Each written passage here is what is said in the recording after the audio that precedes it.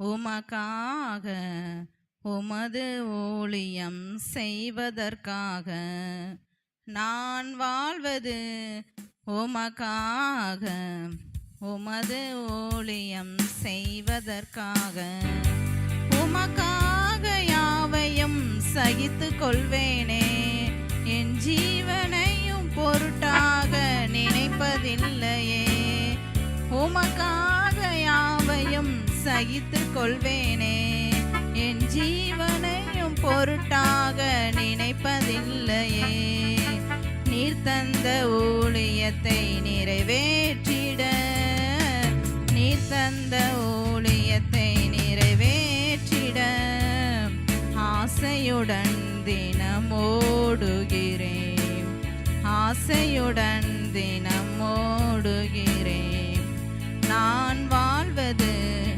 உமக்காக உமது ஊழியம் செய்வதற்காக உடைந்து போன எந்தன் கூடாரத்தையே உமது கரத்தில் எடுத்து கட்டுவித்தீரே உடைந்து போன எந்தன் கூடாரத்தையே உமது கரத்தில் எடுத்து கட்டுவித்தீரே பாலானவைகளை சீர்படுத்திவிட்டே பாலானவைகளை சீர்படுத்திவிட்டே பயிர் நிலமா என்னை மாற்றிவிட்டே பயிர் நிலமா என்னை மாற்றிவிட்டே உமக்காக யாவையும் சகித்து கொள்வேனே என் ஜீவனையும் பொருட்டாக நினைப்பதில்லையே உமக்காக யாவையும் சகித்து கொள்வேனே என் ஜீவனையும் பொருட்டாக நினைப்பதில்லையே நீர் தந்த ஊழியத்தை நிறைவேற்றிட நீர் தந்த ஊழியத்தை நிறைவேற்றிட ஆசையுடன் தினம் ஓடுகிறேன் ஆசையுடன் தினம் ஓடுகிறேன் நான் வாழ்வது உமக்காக உமது ஊழியம் செய்வதற்காக தொலைந்து போன என்னை தேடி வந்தீரே உமது ஜீவன் கொடுத்து மீட்டு கொண்டீரே தொலைந்து போன என்னை தேடி வந்தீரே உமது ஜீவன் கொடுத்து மீட்டு கொண்டீரே ஆகாதவன் என்று தள்ளின என்னை ஆகாதவன் என்று தள்ளின என்னை மூளைக்கு தலைக்கல்லாய் மாற்றிவிட்டீரே மூளைக்கு தலைக்கல்லாய் மாற்றிவிட்டீரே உமக்காக யாவையும் சகித்து கொள்வேனே என் ஜீவனையும் பொருட்டாக நினைப்பதில்லையே உமக்காக யாவையும் சகித்து கொள்வேனே என் ஜீவனையும் பொருட்டாக நினைப்பதில்லையே நீர் தந்த ஊழியத்தை நிறைவேற்றிட நீர் தந்த ஊழியத்தை நிறைவேற்றிட ஆசையுடன் தினம் ஓடுகிறேன் ஆசையுடன் தினம் ஓடுகிறேன் நான் வாழ்வது உமக்காக உமது ஊழியம் செய்வதற்காக நான் வாழ்வது உமக்காக உமது ஊழியம் செய்வதற்காக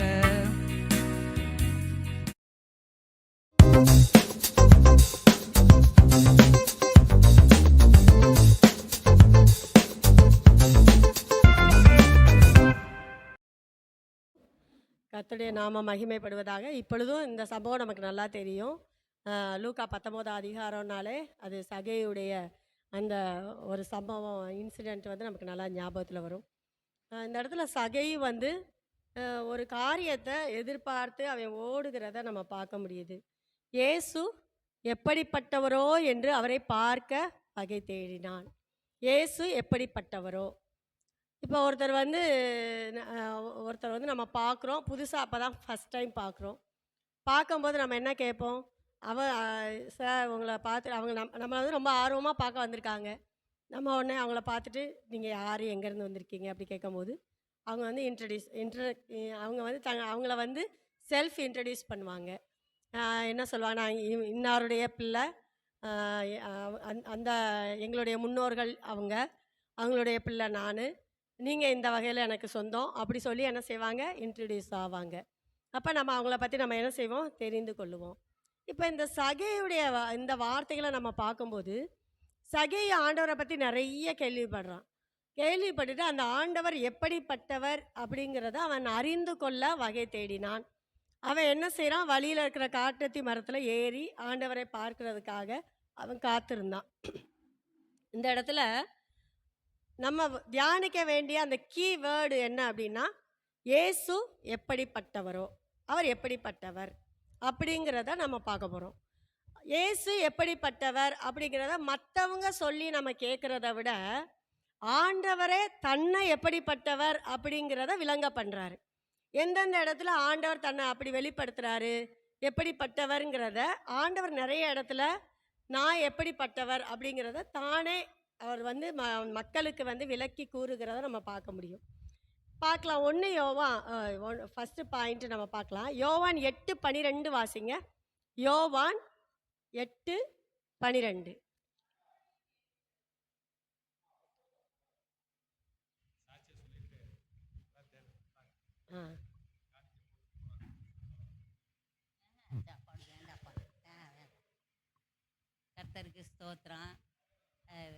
கர்த்தருக்கு ஸ்தோத்திரம். எங்களுக்கு எங்கள் பாப்பா பெரிய பிள்ளை சின்ன பிள்ளை வந்து பெரிய பிள்ளை ஆயிடுச்சு. சந்தோஷமாக நல்ல ஆமாம் அது பெரிய பிள்ளை முதலாகி நல்லா சடங்கு வச்சாங்க. சடங்குனா செல்லூரில் வச்சு ரொம்ப ரொம்ப நல்லா இருந்துச்சு. நம்ம ஊருக்காரங்க கொஞ்சம் பேர் தான், அதாவது 2-4 பேர் தான் வந்தவங்க. இப்போ வந்து நான் எங்கள் ஊர்லேயே வச்சுக்கிட்டேன். உள்ளூர்லேயே வச்சு சடங்கு சூப்பராக இங்கே வச்சு, ஏன்னா உள்ளூர் மக்களை எல்லாம் கூப்பிடணும், எல்லோரும் வரணும். ஆனாக்கா எல்லாரையும் வச்சு நல்லபடியாக சடங்கு வச்சு முடித்தாச்சு. அதுக்காக ரொம்ப ரொம்ப சந்தோஷம். ஏன்னா இந்த காரியத்தை நடத்தி கொடுத்து கர்த்தர். ஏன்னா முதலாவது நான் வந்தேன்னு இங்கே தான் சொன்னேன், தம்பி பாப்பா பெரிய பிள்ளை ஆயிடுச்சு, சின்ன பிள்ளை, நாங்கள் இங்கே கூட்டிகிட்டு வந்துட்டோம். இங்கே கூட்டிகிட்டு வந்து இங்கேயே வச்சு ஒரு 15 நாள் இங்கேயே வச்சு 16 வரைக்கும் இங்கேயே எல்லாமே நல்லபடியாக செஞ்சு முடித்ததுக்கு ரொம்ப ரொம்ப நன்றி கர்த்தருக்கு. ஏன்னா என்னுடைய ஆசை அதுதான். சின்ன பிள்ளைக்கு பெரிய பிள்ளைக்கு அவங்க வச்சுட்டாங்க, நம்மளாவது சின்ன பிள்ளைக்கு வைக்கணுமேன்னு இப்போ சின்னதுக்கு நல்லபடியாக வச்சு முடிச்சிட்டேன். அதுக்காக ரொம்ப ரொம்ப நன்றி. ஏன்னா சாட்சி சொல்லணும் கர்த்தருக்கு, ஏன்னா அவர் பார்த்து இந்த காரியத்தை நடத்தி வச்சார். அதுக்காக ரொம்ப ரொம்ப நன்றி, எல்லாருக்கும் நன்றி.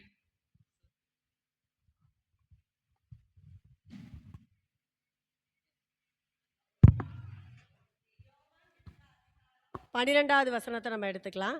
இந்த இடத்துல ஆண்டவர் தன்னை யார் அப்படின்னு சொல்றாரு நம்ம பார்க்கலாம். இயேசு யார்?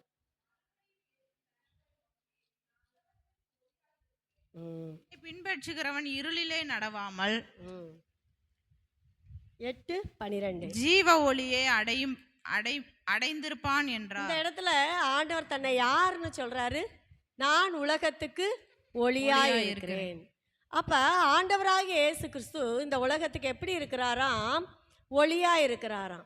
இதை ஒரு சின்ன எக்ஸாம்பிளாக நான் யோசிச்சு பார்த்தேன். ஒரு அறை இருக்குது, ஒரு ரூம் இருக்குது, அதில் ஏராளமான பொக்கிஷங்கள் என்ன செய்யப்பட்டிருக்கு, வைக்கப்பட்டிருக்கிறது. இப்போ நம்மளை வந்து அந்த ரூமுக்குள்ளே விட்டால் என்ன செய்வோம்? தடவிக்கிட்டே என்ன செய்வோம்? இருப்போம். ஏதாவது நமக்கு கண்ணுக்கு சரியான இருட்டுன்னும் போது நம்மளால் எதையுமே என்ன செய்ய முடியாது, பார்க்க முடியாது. அப்போ ஒரு வெளிச்சம், ஒரு கேண்டில், ஒரு ரொம்ப இருட்டாக இருக்குது, என்னால் எதையுமே பார்க்க முடியலை அப்படின்னும் போது ஒரு கேண்டிலை நான் கொண்டுட்டு அந்த ரூமுக்குள்ளே போகும்போது அந்த வெளிச்சம் உள்ளே வரும்போது அதில் இருக்கிற எல்லாம் என்னுடைய கண்களுக்கு என்ன செய்யும்? பளிச்சுன்னு நல்லா தெரியும். அந்த இடத்துல இருக்கிற எல்லா ஐஸ்வர்யங்களையும் பார்க்குறதுக்கு, அந்த இடத்துல வேறு என்னெல்லாம் இருக்குதோ அதெல்லாம் பார்க்குறதுக்கு நம்ம கண்கள் நல்லா அந்த வெளிச்சத்தில் நமக்கு எல்லாமே தெரியும். அது மாதிரி தான் இந்த உலகத்தில் இருள் இருக்கிற வரைக்கும், நமக்குள்ள ஒரு இருள் இருக்கிற வரைக்கும் எந்த அற்புதத்தையும் நம்மளால் பார்க்கவே முடியாது. ஆகார் தண்ணீருக்காக அந்த இடத்துல வனாந்தரத்துல அழுகிறா. ஆனா அந்த ஊற்று அங்கதான் இருந்துச்சு. ஆனா அவளுடைய கண்களுக்கு அது தெரியல. கர்த்தருடைய வார்த்தை அவளுக்குள்ள வெளிச்சமா ஒளியாய் உள்ள வரும்போதுதான் அவளுடைய கண்கள் என்ன செய்தது? திறக்கப்பட்டது. அது மாதிரி ஏராளமான ஆசீர்வாதங்களை ஆண்டவர் நமக்கு வைத்திருக்கிறாரு. அதை பார்க்க முடியாதபடிக்கு இருள் நம்மளை என்ன செஞ்சிருக்கு? சூழ்ந்து இருக்குது. அந்த ஆசீர்வாதங்கள் நம்முடைய கண்களுக்கு மறைக்கப்பட்டிருக்குது. அப்ப அந்த இடத்துல ஆண்டவராகிய இயேசு கிறிஸ்து ஒளியாய் நமக்குள்ள வரும்போது நம்முடைய கண்கள் திறக்கப்பட்டு நமக்கு உரிய அந்த ஆசீர்வாதங்கள் நம்முடைய பார்வைக்கு அது வெளியரங்கமாய் தெரிகிறது. அப்ப இருள் இருக்கிற வரைக்கும் எந்த ஆசீர்வாதத்தையும் நம்மளால பார்க்க முடியாது. அப்ப எந்த இடத்துல ஒளி வருகிறதோ அந்த இடத்துல தான் நம்மளால அந்த ஆசீர்வாதங்களை நம்ம பார்க்க முடியும், நம்ம அதை சுதந்திரிக்க முடியும். அதுக்கு தான் ஆண்டவர் சொல்றாரு, நான் உலகத்திற்கு ஒளியாய் இருக்கிற எந்த மனுஷனையும் பிரகாசிக்கிற ஒளியே அந்த மெய்யான ஒளி அப்படின்னு சொல்லி நம்ம என்ன செய்கிறோம்? பேதுருவுல நம்ம என்ன செய்கிறோம்? அந்த ஒளியை குறித்து நம்ம வாசிக்கிறோம்.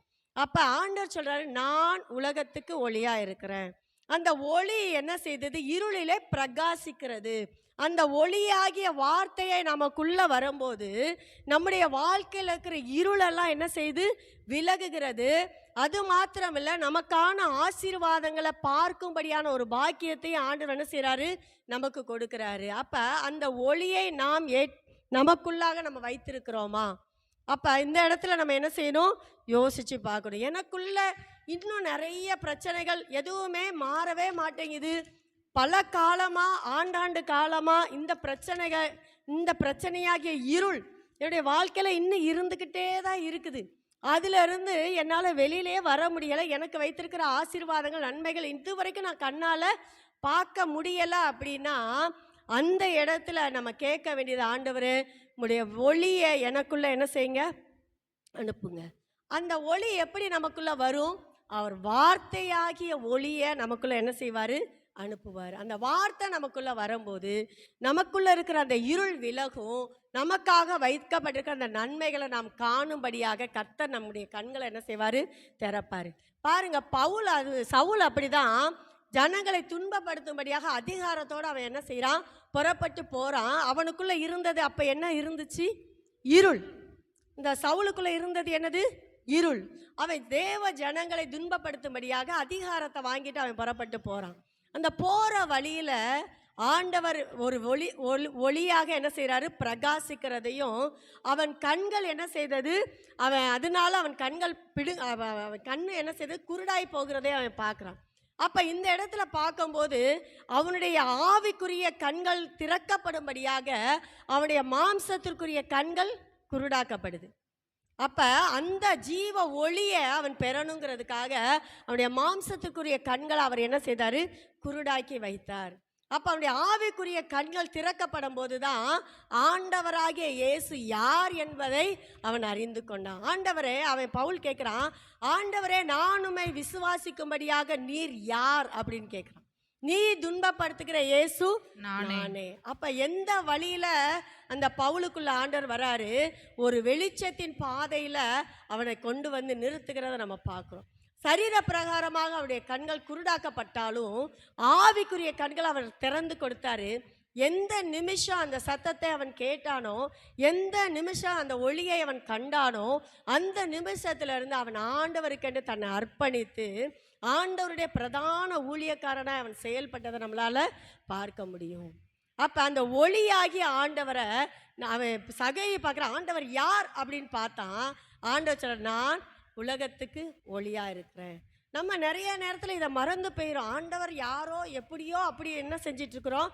வேற வேற வேற வேற சிந்தனையில் நம்ம ஆண்டவரை வச்சிட்ருக்குறோம். ஆண்டவர் தெளிவாக சொல்கிறான், ஒளியாக இருக்கிறேன்ப்பா. உன்னுடைய வாழ்க்கையில் இருக்கிற இருள் விலகணுன்னா நான் ஜீவ ஒளியாக உனக்குள்ளே என்ன செய்யணும்? வரணும். அந்த ஒளி எதன் மூலமாக நமக்குள்ளே வருவார்?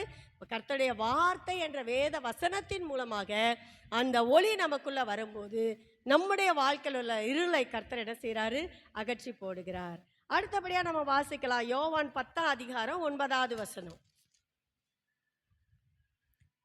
யோவான் 10:9. நானே வாசல், என் வழியாய் ஒருவன் உட்பிரவேசித்தால் அவன் ரட்சிக்கப்படுவான், அவன் உள்ளும் புறம்பும் சென்று மேய்ச்சலை கண்டடைவான். பாருங்க, நானே வாசல், என் வழியாய் ஒருவன் உட்பிரவேசித்தால் அவன் ரட்சிக்கப்படுவான். முதல்ல சொன்னார் நான் ஒளியா இருக்கிறேன் அப்படி சொன்னார். இந்த இடத்துல சொல்ற நான் தான் என்ட்ரன்ஸே, நான் தான்.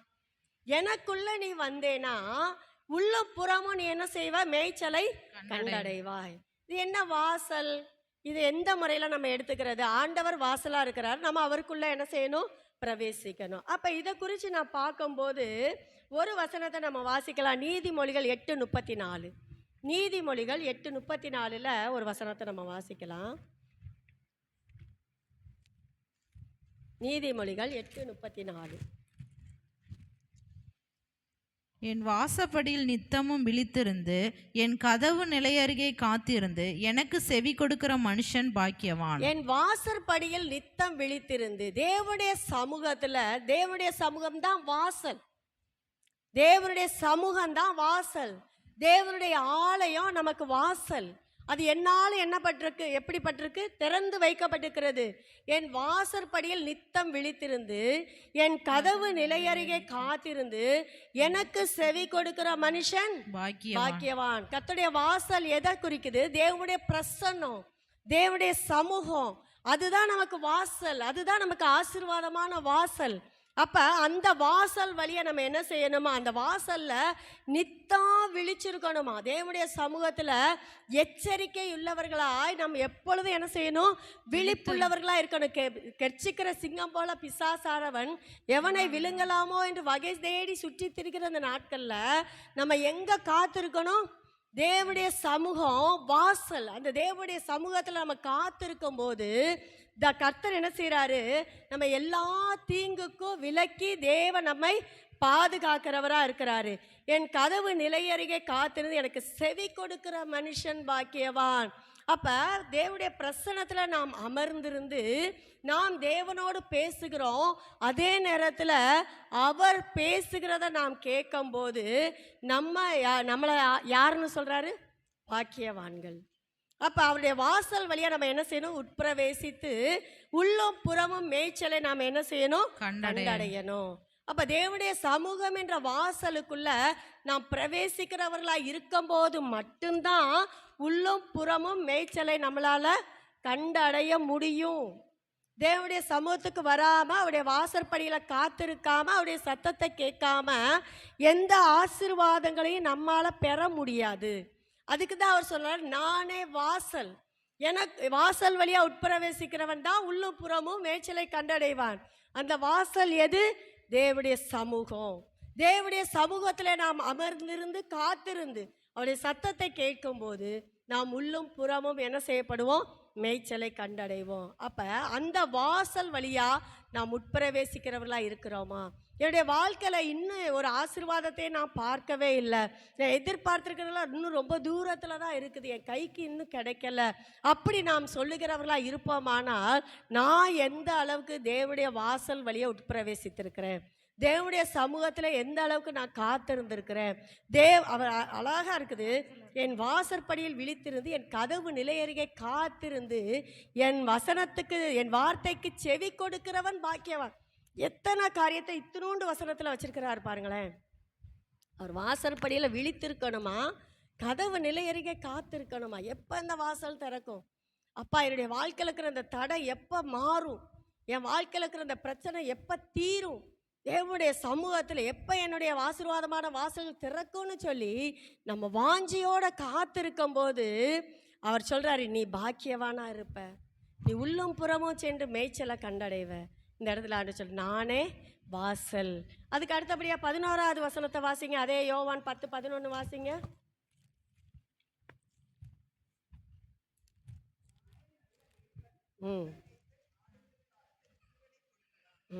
அவர் யாரா இருக்கிறாரா?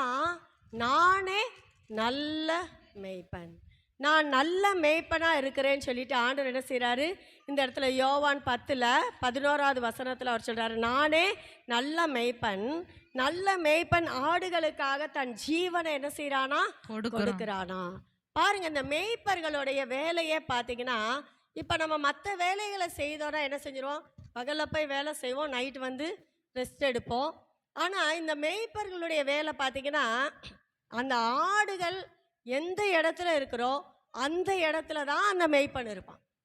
இரவும் பகலும் உறங்காமல் தூங்காமல் தன் ஆடுகளை, தன் மந்தைகளை கண்ணோக்கமாய் கவனிக்கிற ஒரு மேய்ப்பனாக இருக்கிறவன் மட்டும்தான் உண்மையான மேய்ப்பனாக இருப்பான். இதே இடத்துல ஒரு கூலிக்கு ஒரு மேய்ப்பன் என்ன செய்கிறான், தன் ஆடுகளை பார்த்து கொள்ளும்படியாக ஒரு கூலிக்கு ஒரு ஆளை வச்சுட்டு போகிறான்னு வச்சுக்கோங்களேன்.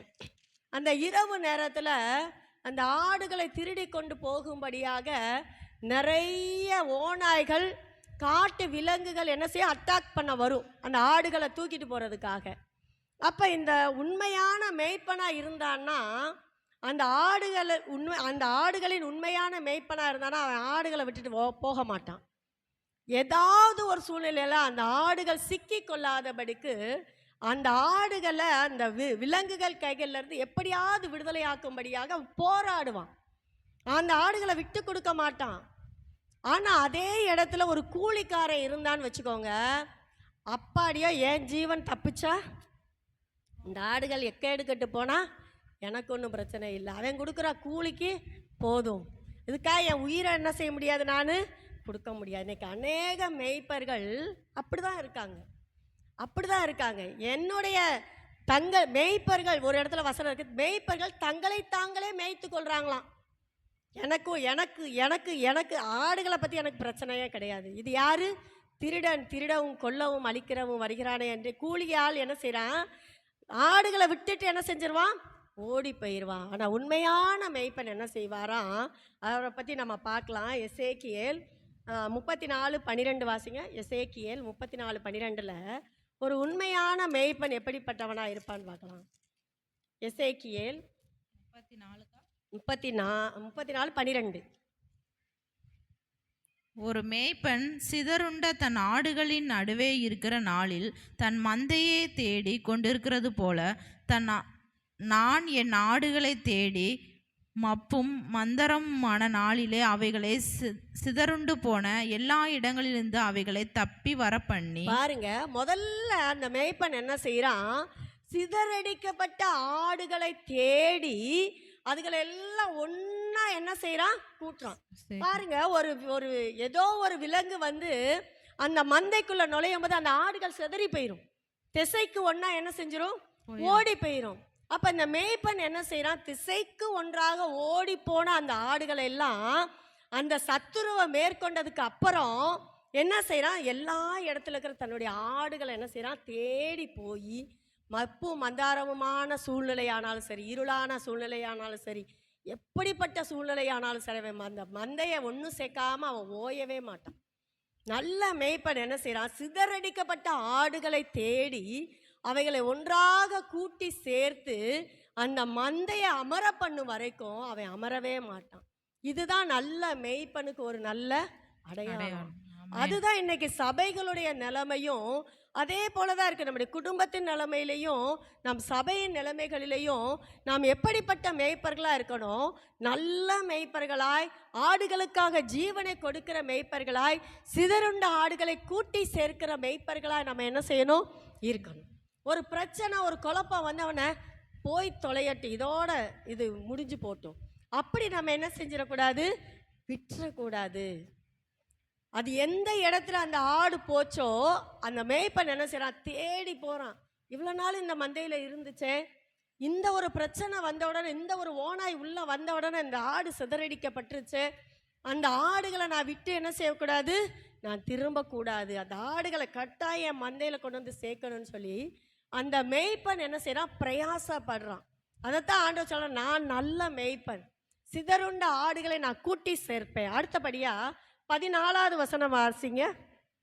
அதுலேயே தான், அவைகளை நல்ல மேய்ச்சலில் மேய்ப்பேன், இஸ்ரவேலருடைய உயர்ந்த மலைகளிலும் அவைகளுடைய தொழுவம் இருக்கும், அங்கே அவைகள் நல்ல தொழுவத்திலே படுத்துக்கொள்ளும், இஸ்ரவேலின் மலைகளின் மேல் நல்ல மேய்ச்சலை மேயும். பாருங்க, நல்ல நல்ல நல்ல இந்த இடத்துல பாருங்க, நல்ல மேய்ச்சலில் மேய்ப்பேன், அடுத்தபடியா அவைகளை நல்ல தொழுவத்திலே படுத்துக்கொள்ளும், நல்ல மேய்ச்சலை மேயும். பாருங்க, நன்மையானவைகளை தருகிற ஒரு மேய்ப்பர் நமக்கு இருக்கிறார். ஹல்லேலூயா. ஹல்லேலூயா. உண்மையிலேயே நன்மையானவைகளை தருகிற மேய்ப்பர் நமக்கு உண்டு. ஆண்டவராகிய இயேசு கிறிஸ்து என்ற நல்ல மேய்ப்பரை ஆண்டவர் நமக்கு என்ன செய்திருக்கிறாரு? ஆண்டவர் நமக்காக இந்த உலகத்துல வந்து அவர் நல்ல மேய்ப்பனாய் தன் ஆடுகளுக்காக ஜீவனை கொடுக்கிற மேய்ப்பனா அவர் தான் உண்மையான மேய்ப்பன். அவர் சிலுவையிலே தன் ஜீவன் என்ன செய்தாரு?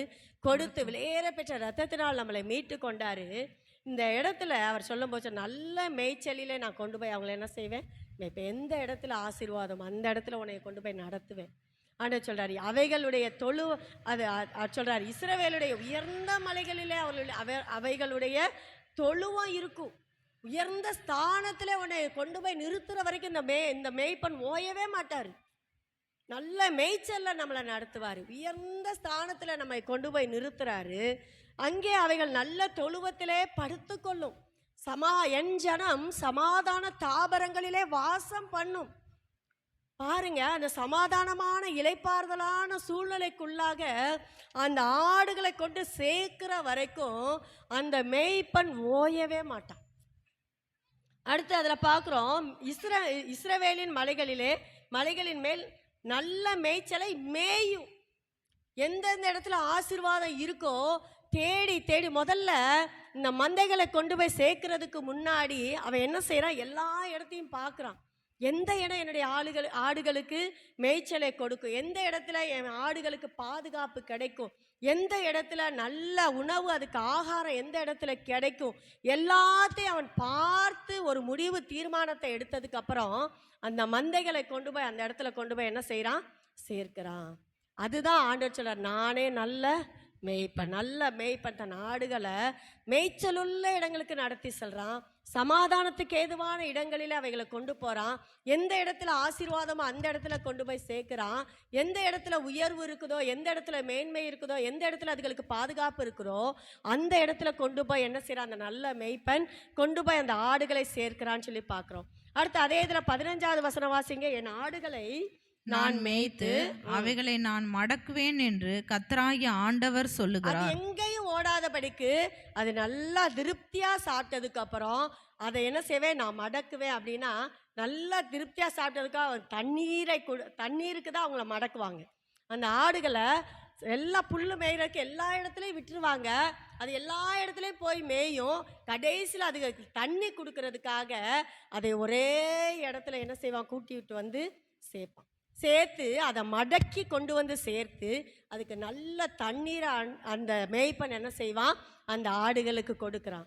அதுக்கு அடுத்தபடியா நான் காணாமற் போனதை தேடி 16 வாசிமா. நான் காணாமல் போனதை தேடி துரத்துண்டதை திரும்ப கொண்டு வந்து எலும்பு முறிந்ததை காயங்கட்டி நசல் கொண்டதை திடப்படுத்துவேன். நியாயத்துக்கு தக்கதாகதாய் அவைகளை மேய்த்து புஷ்டியும் பலமுள்ளமைகளாய் அளிப்பேன். பாருங்க, இந்த இடத்துல சொல்றாரு, நான் முதல்ல இருந்தே அவர் அதை தான் சொல்றாரு, சிதறுண்டதெல்லாம் நான் கூட்டி சேர்ப்பேன், நல்ல மேய்ச்சலை நான் அதுக்கு கொடுப்பேன். அடுத்தபடியா அவர் சொல்றாரு, எலும்பு முறிந்ததை நான் என்ன செய்வேன்? காயம் கட்டுவேன். நம்ம இந்த நாட்களில் சில இடங்களில் நான் பார்க்குறேன்,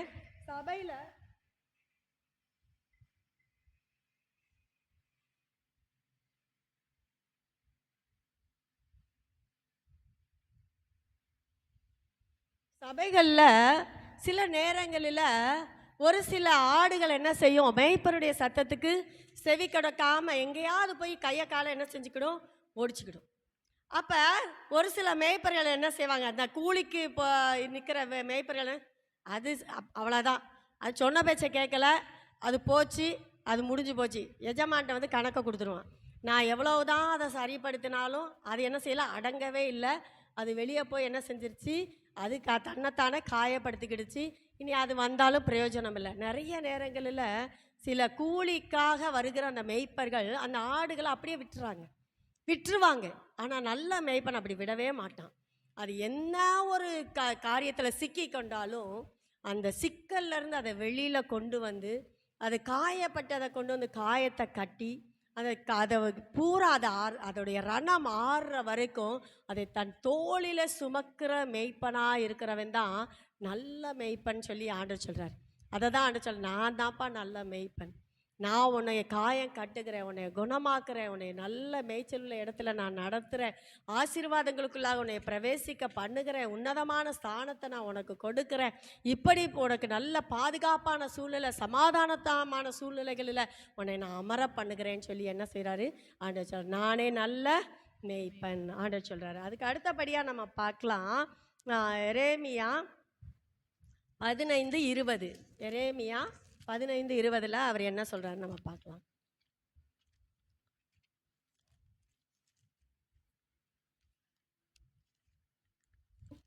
எரேமியா 15:20.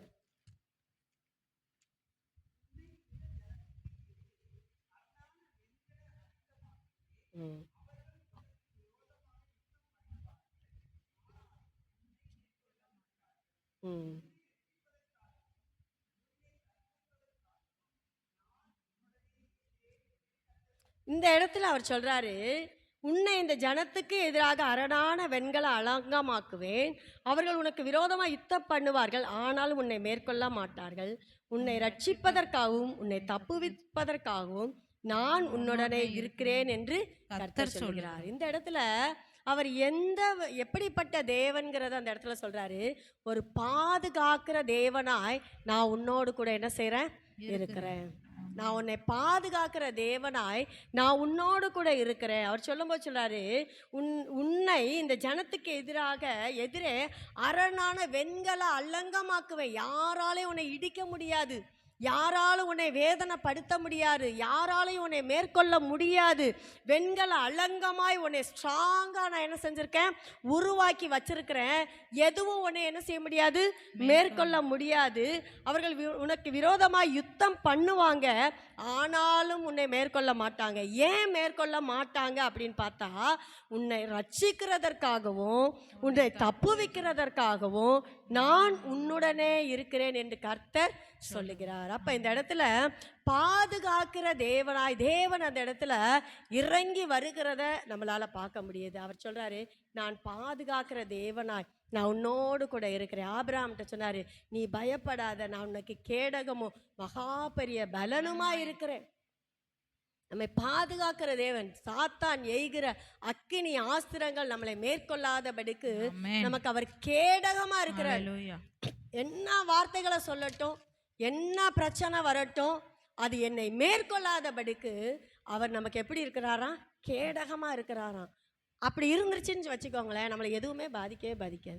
யார் என்ன சொல்லட்டும், ஏன் என்னைய பாதிக்க இவ்வளோலாம் பேசுகிறாங்க, ஏன் என்னைய பாதிக்க மாட்டேங்குது, ஆண்டவர் எனக்கு கேடகமாக இருக்கிறார். யாரை என்னவோ சொல்லிட்டு போட்டோம், எனக்கு தேவை ஊழியம், எனக்கு தேவை கர்த்தருடைய நாம எந்த இடத்துல என்னை கொண்டு மகிமைப்படணும், நான் கர்த்தருக்கு சாட்சியாக நிற்கணும்.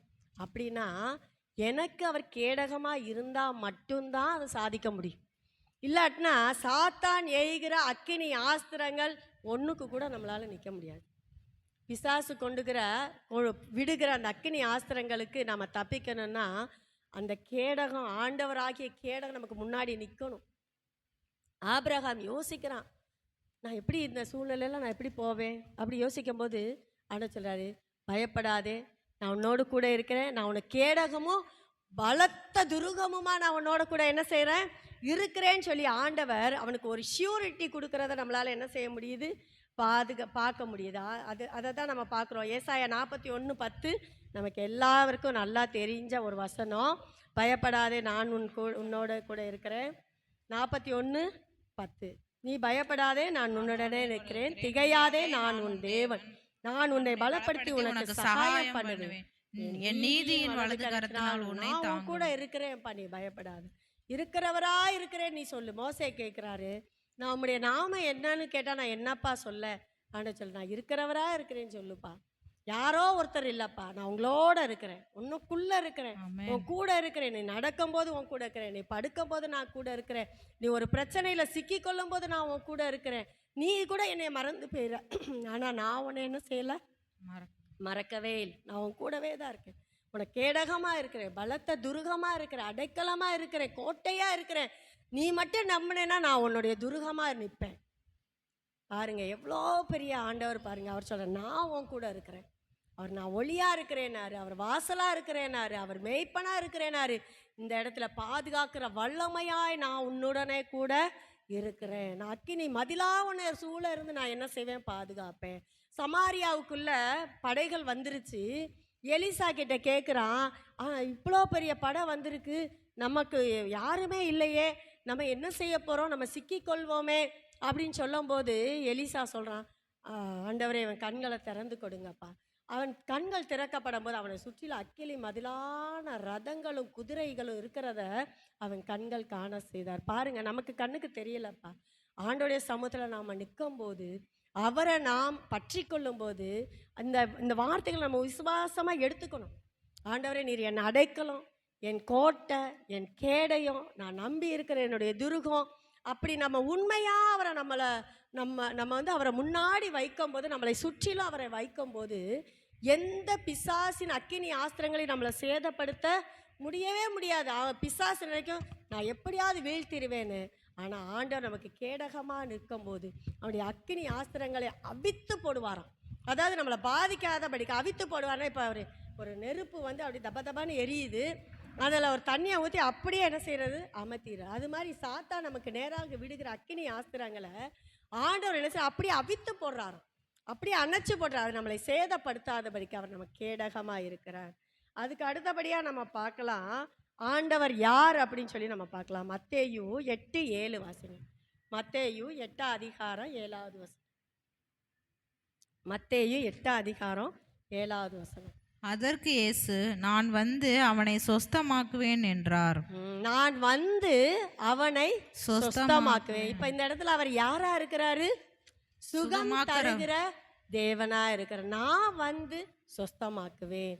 ஒரு எஜமான் வந்து கேட்குறான், என் வேலைக்காரன் சுகம் இல்லாமல் இருக்கிறான், அவனுக்கு வந்து சுகமாகணுன்றதுக்காக தான் நான் உங்கள்கிட்ட வந்திருக்கிறேன்னு சொல்லும்போது ஆண்டவர் சொல்கிறாரு, நான் வந்து அவனை என்ன செய்வேன்? சுகமாக்குவேன். அப்போ அந்த வேலைக்காரன் சொல்கிறான், ஆண்டவரே நீர் வர்ற அளவுக்கு நான் ஒன்றும் பெரிய ஆள் கிடையாது, நான் பாவியான மனுஷன், நான் என்னுடைய வீட்டுக்கு வர்றதுக்கு எனக்கு நீங்கள் என் வீட்டுக்கு வர்றதுக்கு எனக்கு தகுதியே இல்லைப்பா, நீங்கள் ஒரு வார்த்தை மட்டும் சொல்லுங்கள், அந்த வேலைக்காரன் சுகமாவான். அப்போ அந்த இடத்துல நம்ம பார்க்குறோம், மத்தேயு 8:7. ஆமாம், அந்த இடத்துல அவன் சொல்கிறான், ஒரே ஒரு வார்த்தை சொல்லுங்கப்பா, அது அந்த வார்த்தை போதும், என் வேலைக்காரன் சுகமாவான். ஆண்டவர் சுகம் தருகிற தேவன்கிறத அவன் 100% என்ன செய்தான்? விசுவாசித்தான். ஆண்டவர் யாரு? சுகமாக்குகிற வல்லமையுள்ள தேவன் நம் தேவன். நம்ம பலவீனத்தில் மத்தியில் நாம் அவரை வேண்டிக் கொள்ளும் போது அவர் நமக்கு சுகம் தருகிற தேவனாய் அந்த இடத்துல இருக்கிறத பார்க்குறோம். அவன் நீங்கள் வாங்க வந்து சுகமாக்குங்கன்னு கூட சொல்லலை, ஒரு வார்த்தை நீங்கள் சொல்லுங்கப்பா, என் வேலைக்காரன் சுகமாவான். நான் வந்து ஆண்டவர் நான் வர்றேன் உன் வீட்டுக்கு. அவன் சொல்கிறான், இல்லைப்பா நான் அதுக்கு தகுதியே கிடையாது, நீங்கள் ஒரு வார்த்தை. அப்போ அவர் சொல்கிறாரு, இஸ்ரவேலுக்குள்ளே இப்படிப்பட்ட ஒரு விசுவாசத்தை நான் என்ன செய்யலை? பார்க்கவே இல்லை. போ, உன் வியாதி உன் விசுவாசத்தின்படியே நீ போ, உன் வேலைக்கார வியாதி நீங்கி சுகமாயிருப்பான்னு சொல்லி ஆண்டவர் என்ன செய்கிறாரு? அவனை அனுப்பி விடுகிறத நம்ம இந்த இடத்துல நம்ம பார்க்க முடியுது. அப்போ சுகமாக்குகிற வல்லமை ஆண்டவருக்குள்ள இருக்குது. அவர் சொல்கிறாரு, நான் சுகமாக்குவேன், நான் வந்து உன்னை சுகமாக்குவேன். நம்ம நிறைய நேரத்தில் பலவீனப்பட்ட நேரத்தில் நம்ம கலங்கி தவிச்சிரும். ஏதோ ஒரு சோர்வு, ஏதோ ஒரு மனசில் ஒரு சோர்வு வந்தாலே உடம்புல ஒரு பலவீனம் வந்துடும். அப்போ ஒரு சில காரியங்களை குறித்து அந்த பலவீனப்பட்ட நேரத்தில் நம்ம என்ன செஞ்சிடறோம்? முறுமுறுத்துறோம். ஏன் ஆண்டவர் இந்த வியாதி எனக்கு அனுமதிச்சார்? ஏன் இந்த நான் ஜோம் பண்ணிட்டு தானே இருந்தேன், நான் தேவ சமூகத்தில் தானே இருந்தேன், ஏன் எனக்கு இந்த காரியம் வந்துச்சு? எனக்கு நல்லா ஜோம் பண்ணேன், நல்லா பைபிளாக வாசிச்சேனே, அப்புறம் எதுக்கு எனக்கு இந்த பலவீனம் வந்துச்சு? ஆண்டவர் சொல்கிறாரு, தேவனுடைய நாமம் மகிமைப்படணும்னா நீ ஒரு வார்த்தை என்கிட்ட கேளு.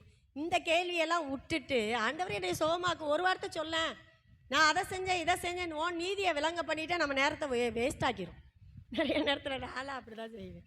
ஆண்டவர் இப்படி செஞ்சேன் அப்படி செஞ்சேன், அதெல்லாம் விட்டுரு, உனக்கு என்ன வேணும் இப்போ? எனக்கு அதை முதல்ல சொல்லு, நான் சுகமாக்குறேன், நான் வந்து உடனே சுகமாக்குவேன். அதை விட்டுட்டு நம்ம என்ன செஞ்சிடும்? பெரிய ஃபிலாசபி எல்லாம் சொல்லி, பெரிய தியரி எல்லாம் சொல்லி, ஆண்டவரே இப்படியெல்லாம் இருக்குது, சரி கடைசியில் எனக்கு என்ன கேட்க வந்தேன்றதே நான் என்ன செஞ்சிடும்? மறந்துடுவோம். அப்படி இல்லை. ஆண்டவர் சொல்கிறாரு, நான் வந்து உன்னை சுகமாக்குவேன். உன்னுடைய பலவீனத்தில் என்னுடைய பலன் பூரணமாய் விளங்கும். ஆண்டவர் வந்தார், பேதுருடைய வீட்டுக்கு வந்தார். பேதுருடைய அதே அதிகாரத்தில் தான் வருது. பேதுருடைய மாமி வந்து சுகமில்லாமல் படுத்திருக்கிறா. அப்போ ஆண்டவர் என்ன செய்கிறாரு, இயேசு பேதுருவின் வீட்டிலே வந்தபோது மாமி ஜுரமாய் கிடக்கிறதை கண்டார். அவர் அவள் கையை தொட்ட உடனே ஜுரம் அவளை விட்டு நீங்கிற்று. அவள் எழுந்திருந்து அவர்களுக்கு பணிவிடை செய்தாள். பாருங்க, சுகமான உடனே அவள் என்ன செய்தா, ஆண்டவருக்கு பணிவிடை செய்தாள். இன்றைக்கு நமக்கு நிறைய நொண்டிச்சாக்கெல்லாம் நிறைய இருக்குது. எனக்கு முடியலப்பா, என்னால் முடியலை, எனக்கு தலை வலிக்குது, எனக்கு வயிறு வலிக்குது, எனக்கு அந்த ப்ராப்ளம் இந்த ப்ராப்ளம், எல்லாத்தையும் சுகமாக்குறதுக்கு நான் இருக்கேன்ப்பா. சுகமானதுக்கப்புறம் நீ என்னப்பா செய்ய போற? சுகமானதுக்கப்புறம் நம்ம என்ன செய்கிறோம், அதைத்தான் ஆண்டவர் பார்க்குறார். பேதுருவின் மாமி வந்து அவர் வீட்டுக்குள்ளே வர்றாரு. பேதுருவின் மாமி சுகம் இல்லாமல் இருக்கிறா. கரத்தை தொட்ட உடனே ஜுரம் நீங்கிட்டு முடியாமல் படுத்து கிடக்கிறா. கெஸ்ட்டாக ஆண்டவரே வீட்டுக்கு வராரு, சுகமாயிட்டு. சுகமான உடனே அடுத்த செகண்ட் அவருக்கு பணிவிடை செய்தாள். இன்னைக்கு ஆண்டவர் நமக்கு கொடுத்துருக்கிற சுகம், பலன், ஆரோக்கியம் எல்லாமே எதுக்கு? அவருக்கு பணிவிடை செய்யும்படியாக. சமயம் வாய்த்தாலும் வாய்க்காவிட்டாலும் சுவிசேஷத்தை பிரசங்கி. கிடைக்கவே கிடைக்காதுப்பா காலம். நமக்கு பின்னாடி நமக்கு காலங்கள் நம்ம கரத்தில் கிடையவே கிடையாது. எல்லாமே ஒரு குறிப்பிட்ட லெவல் தான். எங்கள் ஆட்சி பாருங்கள், நல்லா வர்றவங்களுக்கெல்லாம் நல்லா சுவிசேஷம் சொல்லுவாங்க, ட்ராக்ஸ் எடுத்து கொடுப்பாங்க, கல்யாண நாள் பிறந்த நாள்லாம் வந்து ஜெபம் பண்ணுவாங்க. ஒரு காலம் வரைக்கும் அப்படியே நல்லா அப்படியே போய் எல்லாம் கேட்பாங்க. ஆட்சி எப்படி இருக்காங்கன்னு கேட்டால் நான் சொல்லுவேன், அவங்க எப்போ வேதத்தை வாசிக்க முடியாத ஒரு சூழ்நிலை அவங்க வாழ்க்கையில் வருதோ அதுதான் அவங்களுடைய கடைசி காலமாக இருக்கும்னு நான் சொல்லுவேன். 24 மணி நேரம் அவங்க கையில் வேதம் இருக்கும், 24 மணி நேரம் கர்த்தருடைய வார்த்தை அவங்க வாயில் இருக்கும். அவங்க கை சுவிசேஷத்தை அறிவிக்கிற கையா, அவங்க காது கேட்கல, ஆனாலும் அவங்க சொல்கிறத கடகடன்னு சொல்லும்போது சொல்லுவாங்க, எனக்கு காது கேட்காதுப்பா, நீ என்ன சொன்னாலும் கேட்காது, நான் சொல்கிறத நீ கேட்டுக்கோ அப்படின்னு சொல்லிட்டு ஆண்டவரை ஏற்றுக்கோ, உன் வாழ்க்கையில் ஆண்டவர் ஆசீர்வாதமாக இருப்பார்.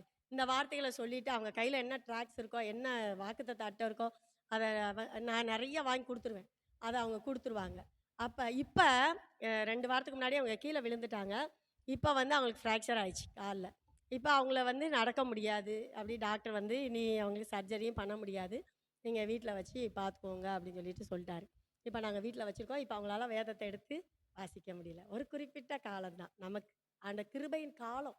நம்ம சுவிசேஷத்தை வேதத்தை அவருடைய வாசலில் காத்திருக்கிறதுக்கு கொஞ்சம் காலம்தான் நமக்கு இருக்குது. இன்னும் என் வாசற்படியில் விழித்திருந்து என் கதவு நிலையை காத்திருந்து என் வசனத்துக்கு செல்வி கொடுக்கிறவன் பாக்கியவான். கொஞ்ச காலம்தான் இருக்குது. எதையாவது காரணத்தை சொல்லி சாக்கு போக்க சொல்லி தப்பிக்கிறதுக்கு பிசாசு நிறைய வாசல்களை திறந்து வைப்பான். நமக்கு போகாத, நேரம் இல்லை, உனக்கு பலவீனமா இருக்கிற, போகாத. அதுக்கு பின்னாடி ஒரு ஆசீர்வாதம் இருக்கிறதுன்றது அவனுக்கு மட்டும்தான் தெரியும். இந்த எல்லையை தாண்டி நான் போயிட்டேன்னா எனக்கு அங்கே ஆசீர்வாதம் இருக்குங்கிறது அவனுக்கு தெரியும், ஆண்டவருக்கு தெரியும். நம்ம கண்ணுக்கு அதை மறைச்சு என்ன செஞ்சிருவான், நம்மளை அந்த இடத்த விட்டு நகலாமல் உட்கார வச்சிருவான். நம்ம செவி கொடுக்காதபடிக்கு கர்த்தருடைய வார்த்தைக்கு அவருடைய வாசலுக்குள்ளே பிரவேசிக்கிறதுக்கு நம்ம எப்போ விழித்திருங்கன்னு சொல்கிறார் ஆண்டவர். என் வாசற்படியை விழித்திருந்து. எனக்கு இந்த வசனம் ரொம்ப பிடிக்கும். இந்த வசனத்தை நான் சிவகாசியில் நான் எடுத்தேன் மெசேஜ். இன்றைக்கி அந்த மக்கள் மறக்க மாட்டாங்க. அவங்க வந்து இதை மட்டுமே நான் எடுத்தேன். அப்போ அன்னைக்கு அந்த மக்கள் சொல்லுவாங்க, அந்த வசனம் எங்களால் மறக்கவே முடியாது அப்படின்னு. அப்போ அந்த அளவுக்கு நம்ம தேவனுடைய சமூகத்தில் விழிப்புள்ளவர்களாக காத்திருக்கணும். நம்ம என்னென்ன காரியத்தில் ஆண்டவர் சொல்கிறாரு, நானே ஃபஸ்ட்டு பாயிண்ட்டு, நானே ஒளியாக இருக்கிறேன். 2வது, நானே வாசலாக இருக்கிறேன். 3வது, நானே நல்ல மேய்ப்பனாக இருக்கிறேன். 4வது, அவருடைய பாதுகாக்கிறவராக இருக்கிறார். 5வது, சுகம் தருகிற தேவனாக இருக்கிறாரு. இப்போ சகேயு பார்க்குறான், ஆண்டவர் எப்படிப்பட்டவரோ என்று பார்க்கும்படியாக அவன் மரத்தின் மேலே ஏறினான். இப்போ நம்ம அந்த இடத்துல இருந்தோம்னா என்ன சொல்லுவோம், ஆண்டவர் ஒளியாக இருக்கிறாருப்பா. அதைத்தான் இன்னைக்கு ஆண்டவர் சொல்கிறாரு. ஓ, எல்லா மக்கள்கிட்டையும் போய் சொல்லு, ஆண்டவர் ஒளியாக இருக்கிறாருன்னு சொல்லு, ஆண்டவர் வாசலாக இருக்கிறாருன்னு சொல்லு. உள்ளும் புறமும் மேய்ச்சல் இருக்குது. அங்கே அந்த ஆண்டவருக்குள்ள உள்ளும் புறமும் மேய்ச்சல் இருக்குது. போ, வா, ஆண்டவருக்குள்ள வா, அவருக்குள்ள உள்ளும் புறமும் மேய்ச்சல் இருக்குது. வந்து பாரு, அவர் நல்ல மேய்ப்பனா இருக்கிறாரு. சிதறடிக்கப்பட்டதை, காயப்பட்டதை, நொறுங்குண்டதை, நசல் கொண்டதை, சத்துருவின் கையில சிக்கி கொண்டதில் விடுதலையாக்குகிற ஒரு நல்ல மேய்ப்பன் இருக்கிறாரு. வா சொல்லு. அந்த சகைவி அன்னைக்கு நம்ம பார்த்தோன்னா சகைகிட்ட நம்ம இப்படியெல்லாம் சொல்லுவோம் இல்லையா? அதைத்தான் ஆண்டு இன்னைக்கு உலகத்தில் போய் சொல்லுங்கிறார். நீ போய் சொல்லு. அவர் நல்ல மேய்ப்பனாக இருக்கார், நல்ல ஒளியாக இருக்கிறாரு. உன் கண்ணில் ஆண்டு ஏராளமான ஆசீர்வாதங்களை உனக்கு முன்னாடி வச்சிருக்காரு. ஆனால் நீ இருளில் இருக்கிறதுனால அதை உன் கண்ணுக்கு என்ன செய்யலை? மறைக்கப்பட்டிருக்குது. அந்த ஆண்டவராகிய ஒளியை உனக்குள்ள நீ கொண்டு வா. அந்த வார்த்தையாகிய என்ற வெளிச்சத்துக்குள்ள நீ வரும்போது என்ன செய்யும்? உன் கண்கள் திறக்கப்பட அந்த ஆசீர்வாதத்தை நீ என்ன செய்வ? சுதந்திரித்து கொள்ளு. அவர் பாதுகாக்கிற வல்லமே அவனை சூழ இருக்கிறாரு. நம்ம நினைக்கிற நம்ம பிள்ளைக்கு நம்ம தான் பாதுகாப்பு நம்ம நினைச்சிட்டு இருக்கிறோம். நம்ம பிள்ளைக்கு யார் பாதுகாப்பு? அவர் அடைக்கலம், கேடகம், ஆபத்து காலத்தில் அனுகூலமான துணை அவர். நம்ம எல்லா இடத்துக்கும் நம்ம பிள்ளைகளோட போக முடியுமா? பாதுகாக்கிற வல்லமை, ஒவ்வொரு நாளும் அந்த பாதுகாக்கிற வல்லமைக்குள்ள நம்ம பிள்ளைகளை வைக்கணும், நம்ம குடும்பத்தை வைக்கணும். அவர் சொல்லிட்டார், நானே பாதுகாக்கிற தேவன், அடைக்கலமா இருக்கிறேன், கோட்டையா இருக்கிறேன், ஆபத்து காலத்துல அனுகூலமான துணையா இருக்கிறேன், கேடகமா இருக்கிறேன், மகா பெரிய பலனுமா இருக்கிறேன், துருகமா இருக்கிறேன். துருகம்னா என்னது? எல்லா இடத்துலையும் அடைக்கப்பட்டாச்சு. இவன் எந்த இடத்துக்குள்ளேயும் உள்ளவே வர முடியாது. அவனுக்கு ஒரு துருகம் மட்டும் திறந்திருக்கும். கொலை செஞ்சவன், கொள்ளையடிச்சவன், என்னென்ன அக்கிரமம் பண்ணவனுக்கு தேசங்கள் தன்னுடைய வாசல்களை அடைச்சிரும். ஆண்டவர் அந்த நாளையில் அடைக்கலப்படத்தை வச்சிருந்தாரு. அதுதான் துருகம். அதுக்குள்ள ஓடி போய் என்ன செஞ்சுக்கிடுவாங்க? சேஃபா இருந்துக்குவாங்க. துருகமா இருக்கிறாரு. அப்ப நம்ம என்ன செய்யணும்? இதெல்லாம் போய் சொல்லணும் மற்றவர்களிடத்துல. ஆண்டவர் நம்ம சுகம் தருகிற தேவன். அப்பா ஆண்டவர் சுகம் தருகிற தேவன், உனக்கு பலன் தருகிற தேவன் ஒருவர் உண்டு. ஒரு வார்த்தை சொன்னார்னாலே போதும்பா, அவர்கிட்ட வாங்க. இதை சொல்றதுக்கு தான் ஆண்டவர் என்ன செய்றாரு? நம்மளை இந்த நாளில பலப்படுத்தி நமக்கு சுகம் தந்து பலன் தந்து, இந்த பேதுருவின் மாமி தான் பெற்ற சுகத்தை அந்த ஒரு நிமிஷத்துல ஆண்டவர் கை தூக்கி விட்ட உடனே அவ சுகமானவொடனே அடுத்த வீட்டுக்கு கதை பேச போகலை, செல்போன் எடுத்துக்கிட்டு பேச போகலை, டிவிக்கு முன்னாடி சீரியல் பார்க்க போகலை. ஆண்டவர் எனக்கு சுகம் கொடுத்துட்டாரு. அந்த ஆண்டவருக்கு நான் ஏதாவது செய்யணும்ப்பா. எந்திரிச்சு அவள் பணிவிடை செய்கிறவளாக இருந்தாள். அதுபோல நாம் இந்த ஆண்டவரை எப்படிப்பட்டவராக இருக்கிறார்னு சொல்லி நம்ம இந்த நாளில கண்டுகொள்ள தேவன் கிருபை தந்தார். ஒரு நிமிஷம் கண்களை மூடி செபி. ஸ்தோத்தரிக்கிற ராஜா, நம்மை துதிக்கிறோம் இந்த நாளிலும். அப்பா சகையு அந்த காட்டத்தி மரத்தின் மேலே ஏறி ஆண்டவர் இயேசு எப்படிப்பட்டவரோ என்று பார்க்கும்படியாக வகை தேடினான்னு சொல்லி நாங்கள் பார்த்தோம். அப்பா இந்த நாளிலே நானே ஒளி, நானே உலகத்துக்கு ஒளியாக இருக்கிறேன் என்று சொன்னீரப்பா. நானே வாசல், நானே நல்ல மேய்ப்பன், நானே பாதுகாக்கிறவர், நானே சுகம் தருகிறவர். அப்பா நீர் எப்படிப்பட்டவர் என்பதை நாங்கள் அறிந்து கொண்ட ராஜா. இப்படிப்பட்ட ஆண்டவரை நாங்கள் விசுவாசிக்கிறோம். இப்படிப்பட்ட ஆண்டவரை நாங்கள் இருதயத்தில் ஏற்றுக்கொள்ளுகிறோம். அப்பா உம்முடைய பிள்ளைகளாய் சாட்சிகளாய் நிற்க எங்களுக்கு கிருபை தரும்படியாய் செபிக்கிறோம். இயேசு கிறிஸ்துவின் உன்னத நாமத்திலே செபிக்கிறோம் எங்கள் ஜீவனுள்ள நல்ல பிதாவே, ஆமென்.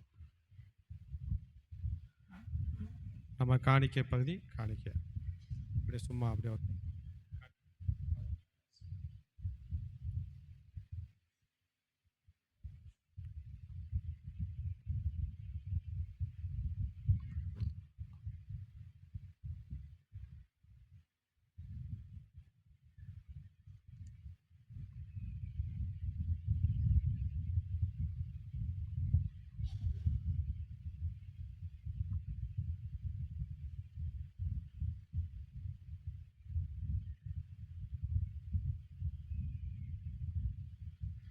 கண்களை மூடுவோம்.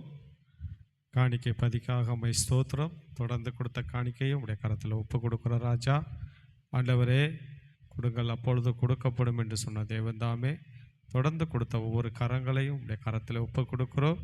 அவளுக்கு என்னென்ன தேவைகள், அவருடைய வாழ்க்கையில் எதெல்லாம் பற்றாக்குறையாக இருக்கிறதோ தேவன் இந்த குறைகளை நீக்கும்படி நாங்கள் செபிக்கிற ராஜா. இயேசுவின் நாமத்தில் இன்னும் உடைய கையின் பிரயாசங்களை கர்த்தர் ஆசீர்வதிக்கும்படி நாங்கள் செபிக்கிறோம். கேட்ட அந்த வார்த்தைகளுக்காக நாங்கள் செபிக்கிறோம் ராஜா. ஆண்டவரே நானே உலகத்துக்கு ஒளியாக இருக்கிறேன். ரெண்டாவது பார்த்தோம், நானே உலகத்துக்கு வாசலாக இருக்கிறேன். மூணாவது நானே நல்ல மேய்ப்பனாக இருக்கிறேன். நாலாவது நானே நல்ல பாதுகாப்பாக இருக்கிறேன். ஐந்தாவது நானே சுகமாக்குகிற தேவனாக இருக்கிறேன்.